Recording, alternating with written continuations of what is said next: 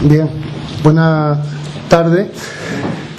Vamos a dar comienzo a, creo que la tercera jornada de este ciclo de jóvenes investigadores que desde la Asociación Jerezana de Amigos del Archivo organizamos e iniciamos en el año 2017, y bueno, se ha prolongado un poco, pero bien, ha merecido la pena, ¿no? Y tener hoy el cierre final de lo que es la estructura organizativa de esta jornada, que son el ciclo de conferencias. Posteriormente vendrá la publicación de este ciclo, como anunciamos ya desde sus inicios. Y bien, y estamos contentos de que en este último cierre sea la arqueología, ¿no?, quien lo haga, partiendo de la base también de que nuestra asociación siempre ha defendido, por todos los sitios donde va, a lo largo de sus viajes y su trayectoria investigativa y de interés por el conocimiento, siempre he defendido que la arqueología forma parte también de los archivos del conocimiento de la humanidad, y como tal, ¿no?, pues la tenemos presente tal y cual, con la misma importancia que tiene el ahondar, ¿no?, ¿verdad?, y dedicar esfuerzo a los legajos y a los protocolos notariales y hasta capitular de nuestro archivo.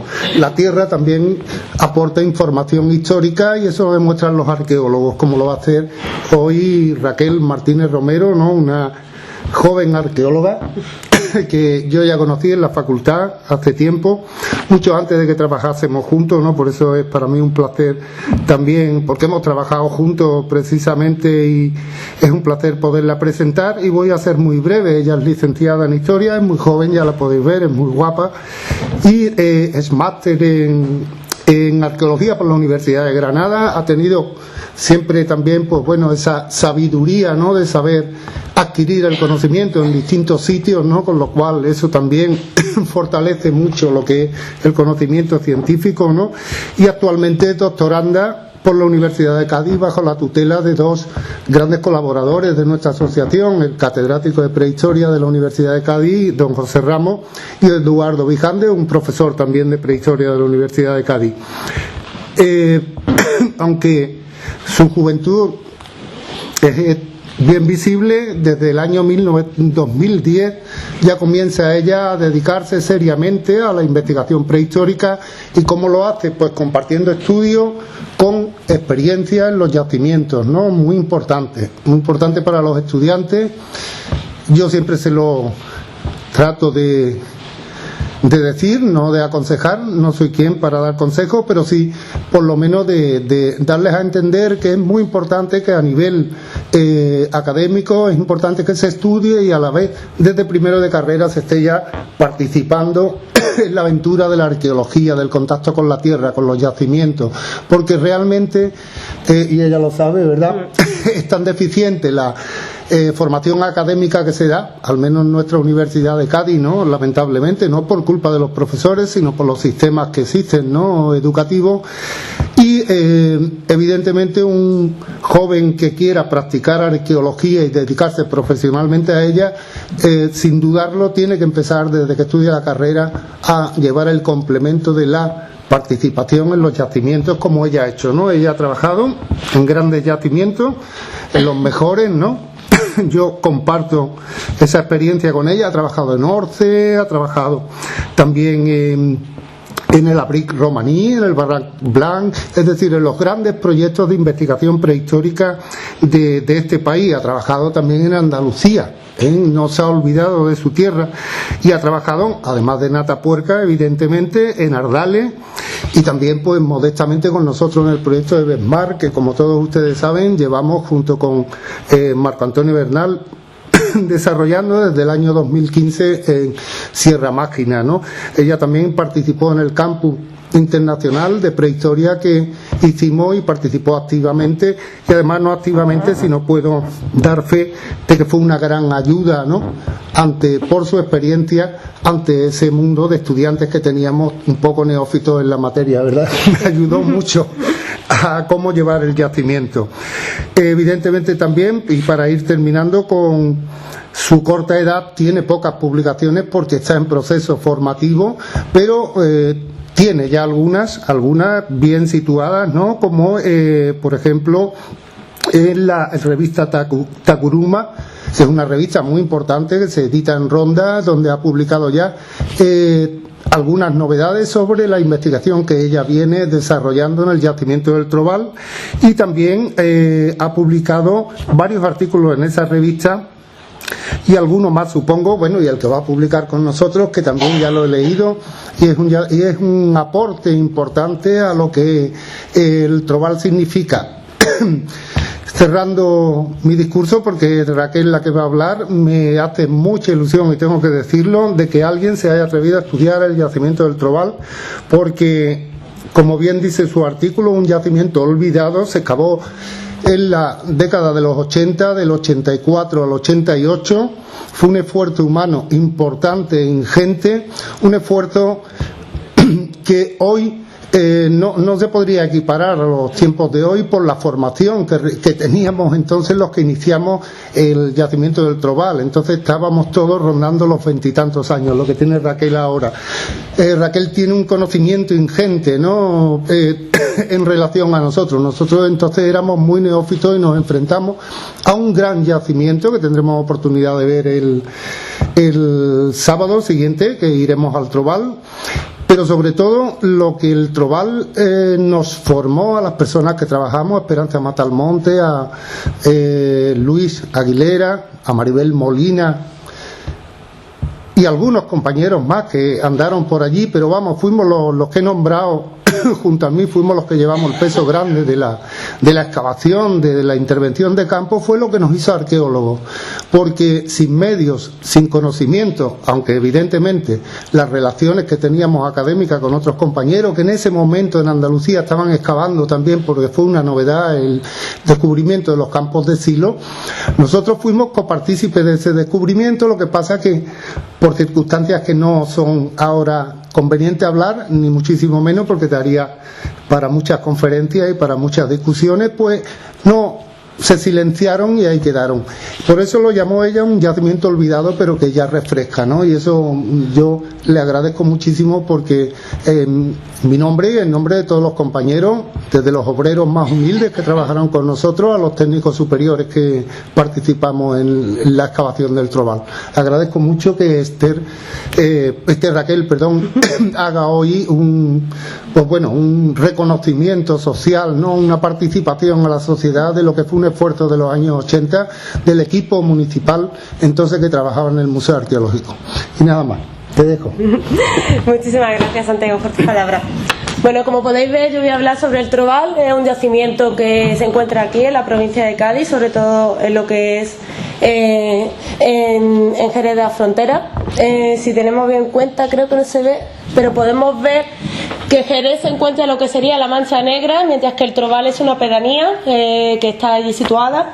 Este yacimiento se descubrió porque hubo una cantera de áridos en los años 84 y en los años 84-88, y al empezar un nuevo frente, como podemos ver, vale, gracias.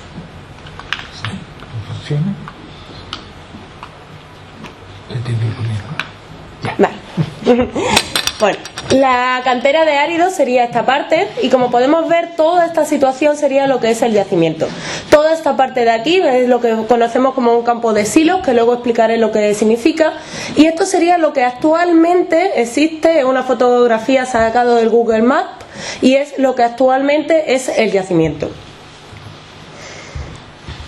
El yacimiento como tal tiene dos partes de lo que es la investigación.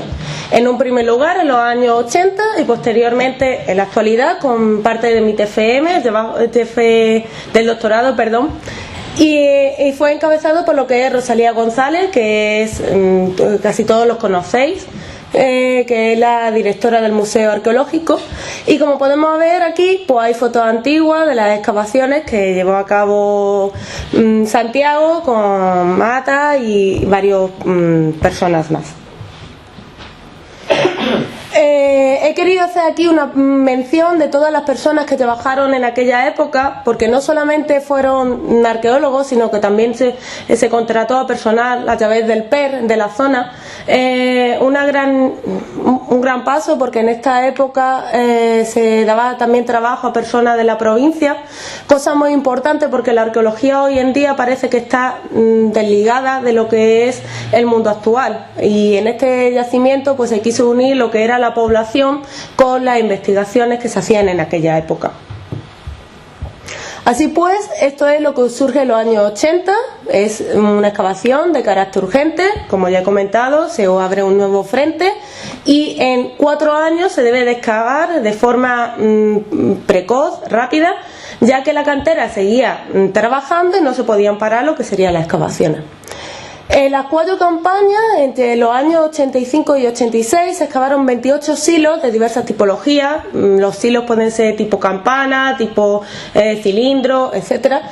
Y se encontraron lo que llamamos los silos A, B, X1, Z1 y Y. En estos 5 silos no solamente se encontraron material arqueológico de lítica, sino que también se encontraron restos humanos, los cuales fueron estudiados por Botella. Estos estudios dieron lugar a que los restos humanos procedían de diferentes zonas. En la segunda campaña, que fue en el 86, se excavaron 11 silos más, se recogieron taller y se vieron los límites del yacimiento. Como vamos a ver posteriormente, este yacimiento está distribuido en zonas. Tenía una zona de taller, otra zona de lo que era la vivencia y también una zona de enterramientos. En el año 87 finalmente se excavaron 18 silos y aquí fue cuando surgió uno de los fondos de cabaña.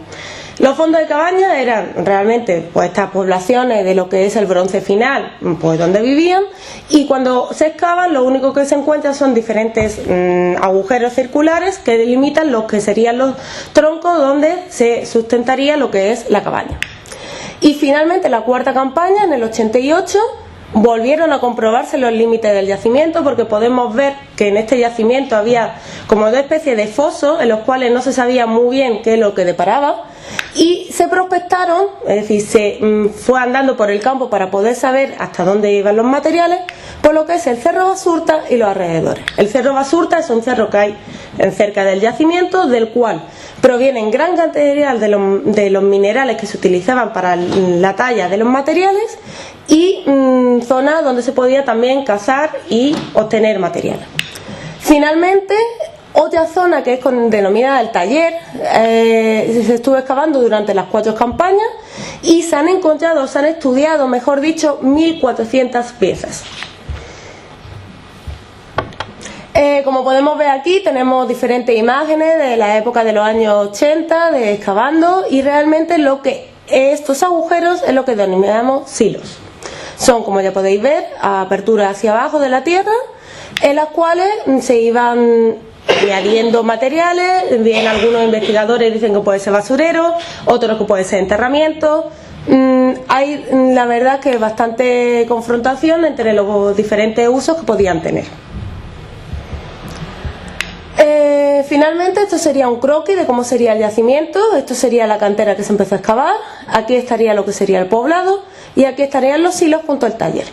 Y esto sería un croquis de toda la distribución de todos los silos que se excavaron, junto aquí con el frente de cantera, y como podemos ver que habría un primer bloque aquí y un segundo bloque aquí, lo que daría una distribución del espacio bastante importante de esta época. Como es también sabido, en los años 80 y 90 también se redactaron diferentes artículos, que todo ello encontrado en el Anuario Arqueológico de Andalucía o en las revistas de SPAL. Estos son algunos de ellos, los más importantes, y aunque estemos en los años 80, es notorio que también se hacían publicaciones hace 30 años, pero la arqueología que se realizaba era importante y detallada. ¿Por qué se inicia un nuevo estudio de lo que es el yacimiento del Trobal? Bien, aunque yo casi toda mi andadura en la parte de prehistoria es sobre todo de prehistoria antigua, parte del Paleolítico, cuando llego a estudiar lo que es el doctorado, a través de mi tesis doctoral, inicio lo que sería una prehistoria reciente de lo que es el bronce final.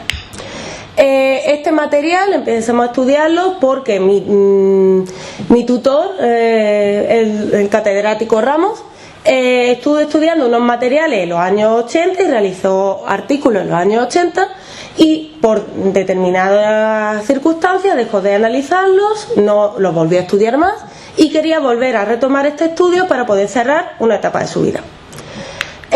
Estos materiales se han estudiado tanto tipo tallado, que vamos a ver luego que hay hoces, también lo que son tipos de hoces, diferentes tipos, y luego pulimentados, por ejemplo, como molinos. Hay gran cantidad de molinos, hachas para moler también.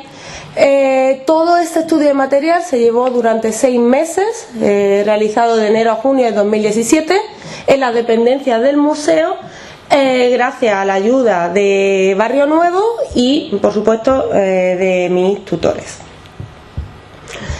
¿Qué tipo de análisis he realizado a través de los materiales? Porque en arqueología podemos utilizar diferentes tipos de estudios. Pues bien, yo desde que inicié lo que es la carrera empecé con lo que llamamos el sistema lógico analítico, porque este tipo de sistema no solamente engloba los materiales en diferentes tipos de yacimientos, sino que lo engloba en modelos. Estos modelos hacen que diferentes, lo que son concepciones como por ejemplo bifaces o dientes de hoces, etcétera, se puedan englobar a unas cronologías muy amplias, no a determinados yacimientos, como son las nomenclaturas normales de HLense o etcétera. ¿Qué es lo que se ha estudiado? Pues se ha estudiado el estudio de las dimensiones, lo que miden, qué color tienen, porque a través del color de lo que es la pieza se puede saber de dónde proceden los materiales, los tipos de talones, los retoques y sobre todo a qué tipo de herramienta pertenecía cada una. Así pues, hemos sabido que las procedencias de estas materias primas vienen de lo que son las peñas y marismas del Cuervo y de la zona de Málaga con el Siles del Turón. ¿Por qué es tan importante saber la procedencia del material? Pues esto es importante debido a que dependiendo de dónde proceda el material, así conocemos los diferentes tipos de relaciones que existían entre una zona y otras. Como podemos ver, la zona tanto de Sevilla como de Jerez está bastante relacionadas. También vamos a ver que posteriormente el Trobal sería un yacimiento dependiente de lo que sería Valencina de la Concepción. ¿Qué tipo de siles hemos encontrado? Pues hemos encontrado unos siles de mala calidad, que son grises, que nos permiten talla, pero que sí tenemos retoques. Luego tenemos un siles blanco, un siles gris del Subbético, cuarcitas y rocas volcánicas de la Sierra de Gibalbín. Las cuarcitas sobre todo van a venir de la Laguna de los Tollos y del Guadalete. Como podemos ver, estas sociedades utilizaban toda la materia prima que tenían a su alcance. Aún así, preferían para lo que es la talla de un buen material lo que llamamos el sile del Turón. Es un sile muy bueno en el cual se puede hacer unos materiales increíbles, unas piezas de gran calidad y que veremos el sábado en el Museo Arqueológico, que existen allí algunas piezas. Así pues, se han realizado la clasificación de las herramientas. En un primer lugar tenemos lo que llamamos los núcleos, que es de donde surgen las piezas. Como podemos ver, tenemos diferentes tipos de núcleos y hay un gran porcentaje. Vemos aquí todos los tipos de núcleos, esto es todas las diferentes tipologías que hemos analizado y podemos ver un total de 302 productos en núcleos.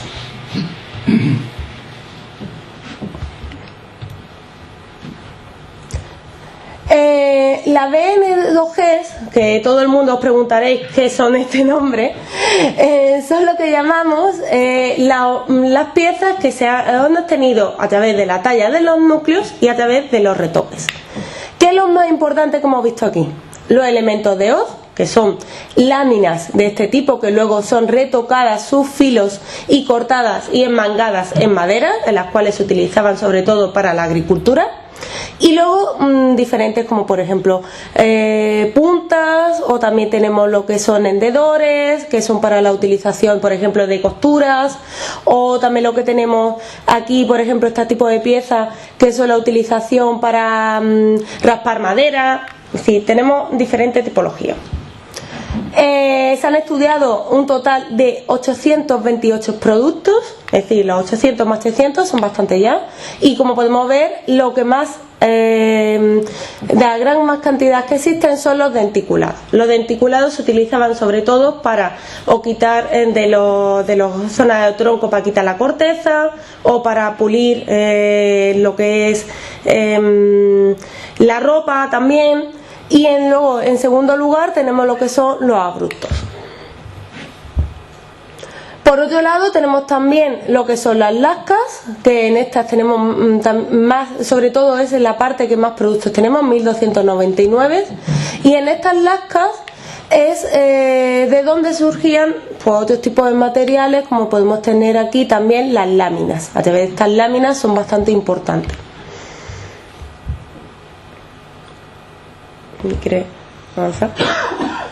Y bueno, también hemos encontrado los cantos rodados, que en un principio cuando yo empecé a estudiar este yacimiento me sorprendió bastante encontrarme tantos cantos rodados, porque decía, ¿por qué están guardados?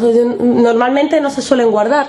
Bueno, pues según diferentes investigaciones, a través de los cantos rodados se podría haber utilizado para lo que es el pulimento de lo que es la ropa, o por ejemplo también de lo que serían luego los elementos pulimentados, para darle esta imagen así de liso completamente. Se habrían utilizado lo que son los cantos rodados, los chinos de toda la vida de Dios, para darle esta consistencia. Y luego tenemos molinos barquiformes, que son de este tipo, que hay como unos 12 o 15 guardados en el museo. Son de grandes medidas y se utilizaba para lo que es la molienda del grano. Finalmente, ¿cuáles son las conclusiones a las cuales se ha llegado el estudio de este yacimiento? En primer lugar, la cronología que tenemos es que va del neolítico final al cobre antiguo. Es decir, que en un mismo yacimiento tenemos una amplia cronología en la cual no solamente encontramos una fase, sino diferentes tipos de fases. Luego, tenemos un yacimiento bastante complejo, porque no solamente en este yacimiento se da una zona, sino que tenemos un poblado, un excedente agrícola formado por la cantidad de silos y una zona de producción que sería la zona del taller. Esto en estas cronologías es bastante complicado de encontrar. Y por último, en cuanto a la lítica, está desglosada según las diferentes cronologías. También tenemos un paquete aportado de época de Paleolítico, que por la tipología que tiene se sabe perfectamente que no es del yacimiento, sino que ha sido transportada hasta ese yacimiento, en la cual está formado por 14 productos, y se sabe que no vienen de ese yacimiento porque están muy rodados, es decir, no tienen nada de aristas, sus bordes no cortan, y por eso se sabe que no vienen de ese yacimiento, ya que todo el resto del material tienen unas aristas muy vivas, incluso algunos te pueden llegar a cortar en la actualidad. Bien, en cuanto a la cronología de la época del Calcolítico, sabemos que tenemos elementos de hoz para la producción del cereal y los trabajos de recolección. También tenemos los núcleos globulosos, que son unos tipos de núcleo, no me voy a meter a explicar de tipología más eso. Y luego, del tránsito al cuarto al tercer milenio, que es una época bastante convulsa en esta zona, porque es cuando se empiezan a reestructurar las zonas y aparecer lo que son diferentes poblados que dependen de otros poblados, como es el caso de Trobal, que depende de lo que es Valencina de la Concepción, que está en Sevilla. Tenemos lo que son microlitos, piezas muy pequeñas, hojas y láminas con unos tipos de retoques. Y por último, de la época del cobre, tenemos lo que son cepillos y puntas foliáceas. Por otro lado, ¿para qué se utilizaban estos tipos de materiales? Porque estudiar los materiales por estudiarlos, pues sí, es un gran aporte. Pero ¿para qué se utilizaban? ¿Para qué servían? Bueno, pues en primer lugar servían para la agricultura. Estamos hablando de una cronología donde estos poblados son principalmente agrícolas. Ya lo que es la caza y la recolección ya se da, pero en menor medida. Por lo tanto, en la agricultura se utilizaban las láminas de hoz, los elementos de hoz, las moletas, los molinos, los barquiformes, sí, molienda realmente. También para la carpintería, realmente lo que son todas las cabañas eran a través de madera y estos palos de madera eran tallados y también eran lo que eran pulimentados gracias a muescas, denticulados, cepillos y hachas. Para la caza, porque aunque estamos en una época de agricultura, se sigue cazando. Entonces, ¿cómo sabemos que hay caza? A través de las puntas. La ganadería también, porque en estos silos no solamente se ha encontrado material lítico, sino también se han encontrado restos de animales. Estos restos de animales son de suidos y ovicápridos.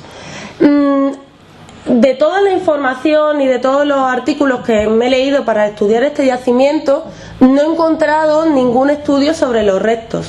No sé si es que ningún investigador lo ha estudiado o es que pues no están publicados o no sé cuál es el motivo, pero no se sabe nada sobre los estudios de estos restos.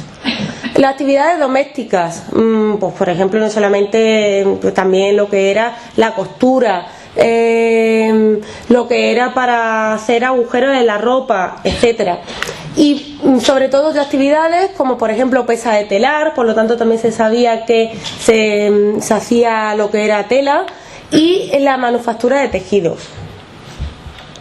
Y como ya he dicho, los hilos tienen diferentes funcionalidades. Actualmente los investigadores no se ponen de acuerdo cuál es su funcionalidad.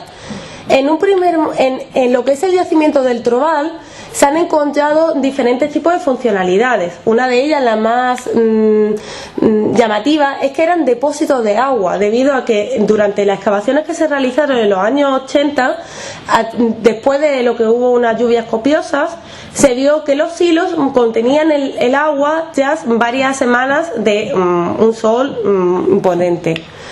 También es verdad que la primera utilidad es como almacén de cereal. Estas sociedades tenían la cantidad de población que tenían debido a que tenían un excedente agrícola. Estos estudios los avalan lo que son arqueólogos como Cámara, Márquez o lo que es Sadro. También es verdad que en estos yacimientos, aparte de que fueron depósitos de cereales, se han utilizado como también basureros o enterramientos. ¿Por qué? Porque a la hora de excavar los hilos se ha visto que en la estratigrafía también se tiene parte de material que o está roto o no tiene una funcionalidad o no se sabe muy bien cómo ha llegado ahí. Y los enterramientos porque hemos encontrado restos humanos, obviamente. También como obtención de sal marina. Solamente se ha dado este caso en un yacimiento de aquí de lo que es Andalucía, en la zona de Huelva, en la cual a través de la utilización de diferentes capas de agua salina se ha obtenido la sal. Y por último, como enterramientos. Estos enterramientos se cree que se utilizaban porque estamos ante una sociedad de diferentes tipos de capas sociales, y se cree que en ellos se enterraban a las clases sociales menos pudientes o incluso a aquellas personas que cometían delitos. Y bueno, ante todo, muchísimas gracias por haberme escuchado. Si tienen alguna duda, no duden en preguntarme. Y como quería dar un poco de humor después de tanto tecnicismo, pues por eso la imagen graciosa. Muchísimas gracias.